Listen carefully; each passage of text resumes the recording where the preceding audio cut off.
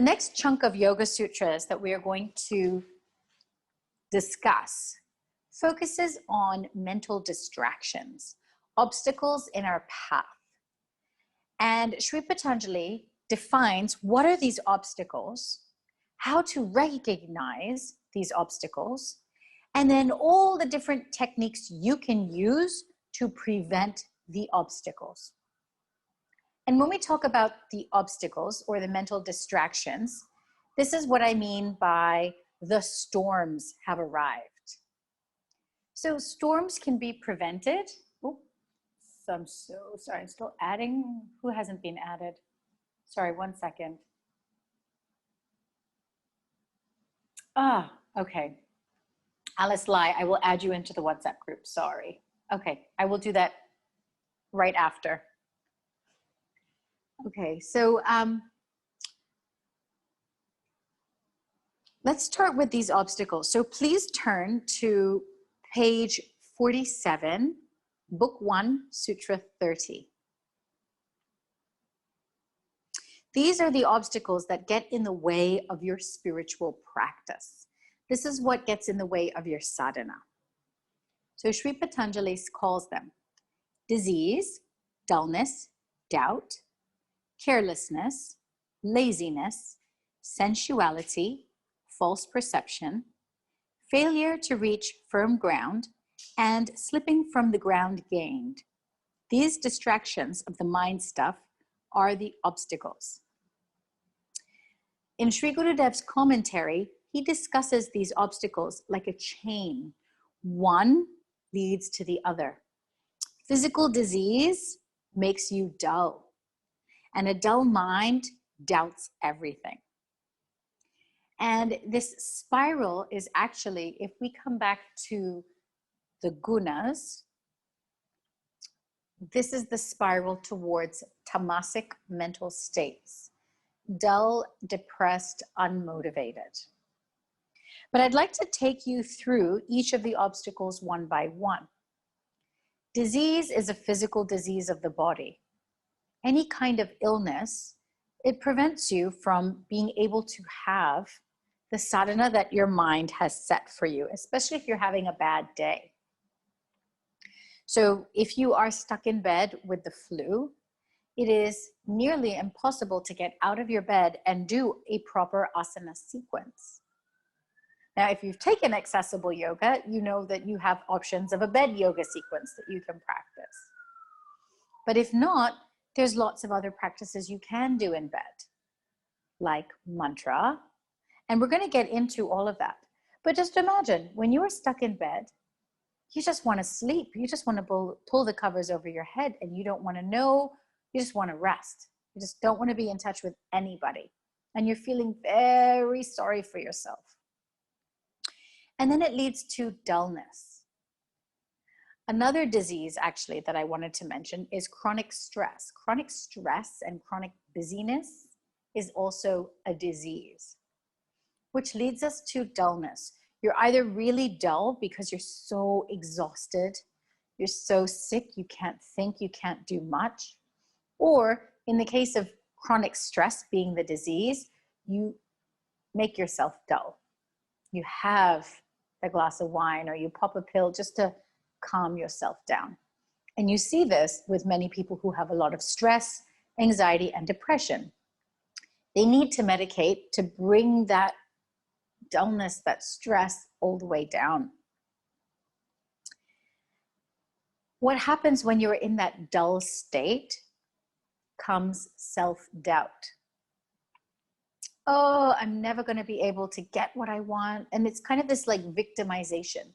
We tend to start to feel very, very sorry for ourselves when we're injured, sick, dull, and depressed. And we start to have a lot of self-doubt and a lot of self-judgment. Our inner critic is the harshest.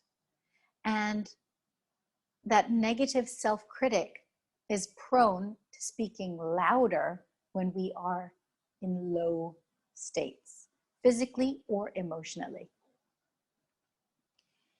When we doubt ourselves, it leads to carelessness. What well, I'm never meant to be the best at this. Who cares? Why should I even care so much? And that quality and that effort with which we had so enthusiastically towards something kind of gets a bit tainted. We become a little bit disenchanted and therefore a little bit careless. Or, what's a day? I'll just skip a day. It's not going to make any difference if I skip a day. And that's where we become careless with our spiritual practices. We don't think that it is so sacred. It's okay. It's not going to be a big deal. And what that leads to is a sense of laziness. We lose the momentum. We lose that momentum and we become a little bit lazy. So this is the feeling of your spiritual practice feeling like a chore. Oh, to get up and do yoga, it's such an obligation to get up and meditate. It's that attitude of laziness, of not being motivated. And obviously when we are not motivated to practice and we don't have that same sense of zeal and intent and keenness towards our practice, we lose the sense of connection, and we lose that sense of bliss and our connection to our inner peace as a result, because we're losing the momentum of practicing. And so what comes next is sensuality. And sensuality means we again go outwards into our senses to find those sensory comforts, eating, drinking, and this is what kind of leads us back into our old habits. And then once we're back in the world of looking outwards for sensory experiences to give us that sense of happiness and peace, we spiral again into a sense of false perception. And it happens even in the world of yoga, right? I can only be a good yogi if I can actually master that yoga pose, even though deep down inside, I know that actually it's an internal practice. It has nothing to do with the asana. And we play back and forth. Oh, when I was in my 20s, my body looked this way. Now I'm in my 40s, my body looks another way. There's no point being a yogi anymore. There's no point practicing as hard as I was practicing. I'm just gonna give it up. And we get this false perception of the world. Again, we have the veil of ignorance. We've been clearing it with our diligent practice, but then that whole veil can come back and we don't see things as they are anymore. Our intuition is kind of failing us. Our instincts are kind of failing us. And we feel like we're not doing what we're meant to be doing. It's like, this is where we know we're meant to be, but it feels like we're kind of parallel to that. And how do we get on our path? And this is slipping from the ground we have gained. Sri Gurudev says the spiritual progress that you achieve is never lost. But if you go back in your spiral, you can actually slip from the ground you have gained. You can get back to it. You can very much get back to it. But you'll have to start a little bit further backwards and build yourself up. It's almost like, let's say you're in Hong Kong and you've been doing your, let's talk about last year where things were a little bit more routine. Kids were going to school, you had your yoga class you went to 3 times a week and everything was structured and everything was good. And then you went on a summer holiday and you had 4 weeks away and you're meeting with family and friends and eating and drinking. And then you come back to Hong Kong after the holidays and you go back into your routine. Your yoga practice, when you start at the end of the summer holidays, it's not going to be as free and clean and clear as it was when you ended, because you had that gap. So yeah, you need to take a few steps back from there and then progress, but you get right back into it. Once you're in the rhythm, once you're in the groove, you get right back into it. So you're never losing progress. You just need time to come back to where you left off. This is slipping from ground gained. And the final one is, sorry, the one I missed out was failure to reach firm ground. If you are careless and lazy with your practice, you're never going to have solid footing in the teachings. You're always going to be misguided somehow and in a mental turmoil because you've lost that connection to the teachings. And your practice is your practice. Shelley's practice is going to be different from Alice's practice. Totally different. You can't compare it.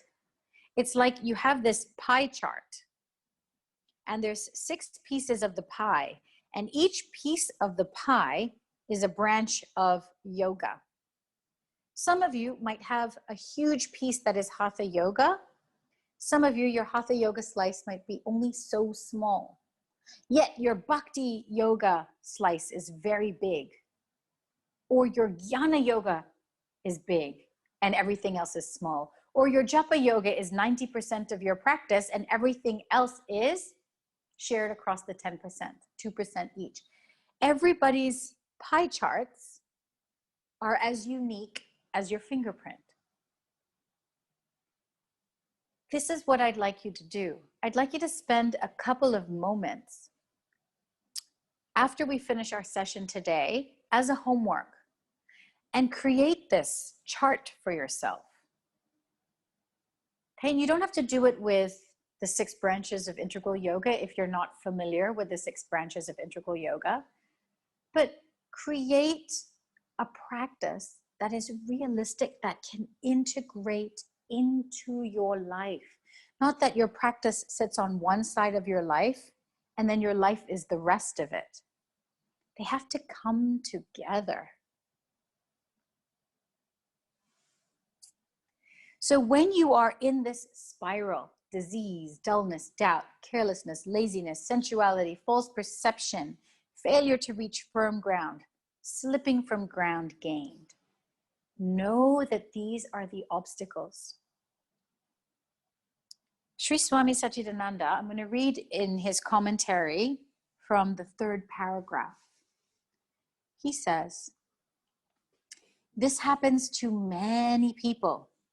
If we know it is a common occurrence on the spiritual path, we won't get disheartened.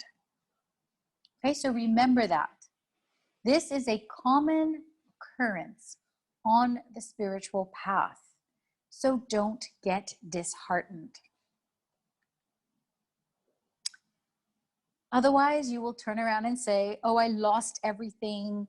There is no hope for me. And we lose all interest. If you get to that stage of doubt, this is what happens. You turn into this victim mode. William Shakespeare has a beautiful quote about doubts. He says, our doubts are traitors and make us lose the good we often might win by fearing to attempt. These mental distractions, disease, dullness, doubt, carelessness, laziness, sensuality, false perception, failure to reach firm ground, and slipping from ground gained, they all have their roots in fear. So continuing Sri Gurudev's commentary, let us know that this is common in the case of every aspirant. The mind can't function on the same level always. I'm going to repeat that. The mind cannot function on the same level always. It has its heights and depths. If there is going to be steady progress always, there will be no challenge, no game in it. Remember, yoga practice, and here he means the entire yoga practice, is like an obstacle race. Many obstructions are purposely put on the way for us to pass through. They are there to make us understand and express our own capacities. We all have that strength, but we don't seem to know it. We seem to need to be challenged and tested in order to understand our own capacities. Now, if you are a teacher, you must work hard in order to serve your students well. You need to work hard. You need to take your mind beyond these mental distractions. Accept these imperfections. Be vulnerable and share it with your students, because trust me, they will appreciate it. If I were to sit here and tell you that my practice is perfect, I would be a big, fat hypocrite. I am a normal human being on this path. I have received knowledge, I have applied the knowledge, I have seen where it works, I have seen my mistakes, and I am so open and happy and willing to share that with you in the hopes that you get the peace. And if you get there before me, so be it. Good for you. Your practice was right. I still have stuff to learn. That's what it means to be open and honest and work hard for your students. Not to sit up there on a pedestal saying, oh, I'm an all-knowing teacher. No, sometimes you need to be careful with those that I know best. Follow me blindly. You need faith. You do need faith, especially you need faith in somebody who you are approaching that in your mind, they have gone through the process of becoming enlightened. But don't be blind with that faith initially. Study the person. Ask the right questions, not for the sake of debate. And once you are convinced, follow that person with your whole heart. And how do you know a teacher is right? You know this because you feel it in your heart. I have teachers that make my heart go zing.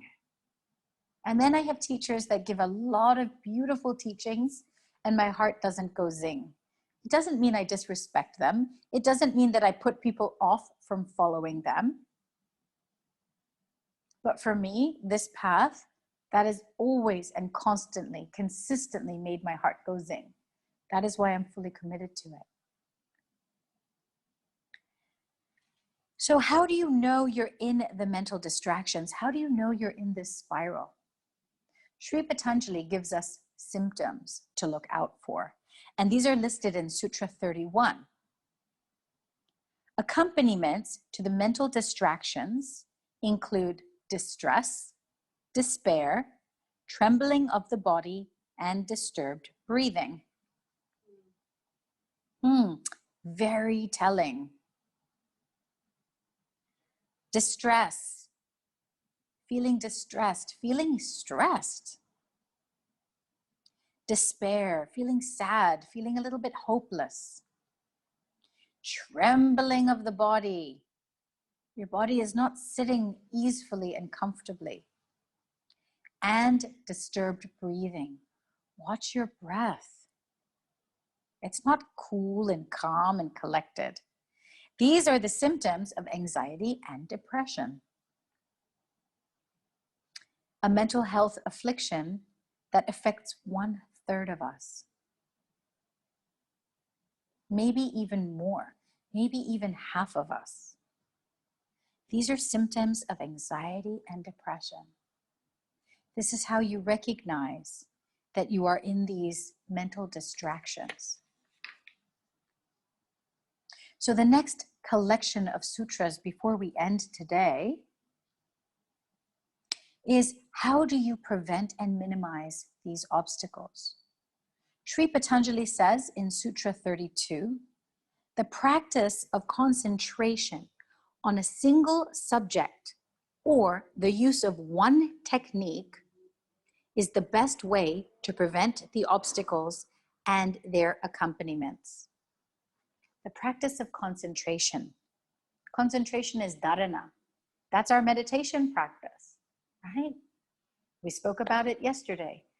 When we hold the mind steady onto one thing, and we have a daily practice in keeping the mind steady on one thing, They help prevent the obstacles and the accompaniments. Why? Because we have a greater capacity to go beyond dualities. We have a greater capacity to remember that this storm will pass. Nothing in this world is permanent. The only thing that is constant is change. That is the only thing we are guaranteed. Things are going to change, and that we're all not getting out of here alive. That's the only two things we know. Yet, we live our lives avoiding change and fearing death and doing everything in our power to try and prevent it and avoid it, when that's the only two things that are guaranteed. And we're looking for security. We're looking for a sure thing. Well, stop fearing and face those sure things and cultivate those qualities that allow you to face those guaranteed things. And how do you do that? By concentrating, the practice of dharana, your meditation practice, on a single subject. Sri Patanjali doesn't say what. He says the use of one technique. So if you are in a spiritual practice and you have a technique that works for you and that resonates for you, stick to that one technique. But I have a little piece of extra advice for you. It's always nice to have a backup technique. I have two techniques that I use. My daily formal sadhana that I do day in, day out, Monday to Friday. And then I have a weekend practice. And I take this weekend practice with me when I am on holidays. It's still a practice, but it's a little bit more conducive to your lifestyle when you're on holiday or when you are in weekend mode, where you're sleeping in a little bit later. But I also have a third backup practice in my pocket for when I am sick and stuck in bed. When I have a storm, I have a third practice and a technique. And I have learned that these techniques are good for me at specific points in my life. This is why I'm saying figure out what that practice is and stick to it. Figure out that practice and have contingency plans, because life has its ups and downs. The mind has its ups and downs. You will certainly go into that spiral many times on your path. If you think you don't, think again. And the beauty is, every time you go into these spirals, you emerge stronger if you stick to the path. You emerge more aware. So your taste, your temperament, your personalities, your capacity, it differs. So don't worry about what somebody else is doing. Be empowered to find your own path and stick to that path and have a backup plan for when you can't stick to it. So now there are more suggestions on how to keep the mind calm and prevent obstacles.